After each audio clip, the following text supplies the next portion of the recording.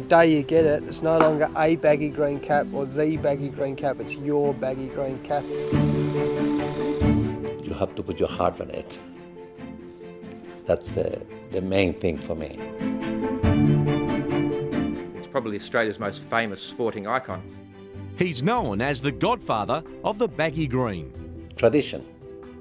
That's for me very, very important.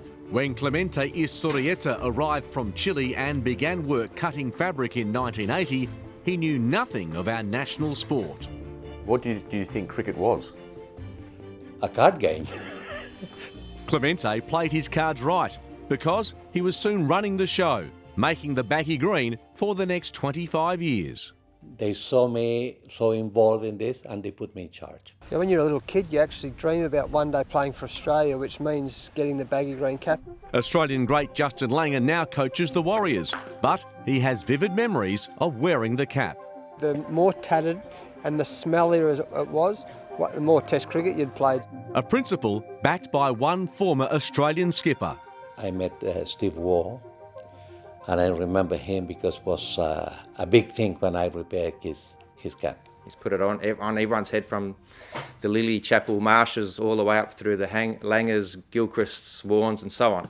David Lambasser from baggycaps.com struck up a friendship with Clemente.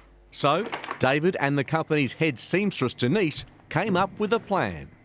We thought we'd love to have him over to Perth one day to teach us and to show us just how much he knows about that famous iconic tradition of hand making the Australian baggy green. Clemente, what are the key ingredients to making the perfect baggy cap? A good flannel and a good pattern. Simple as that? Simple as that.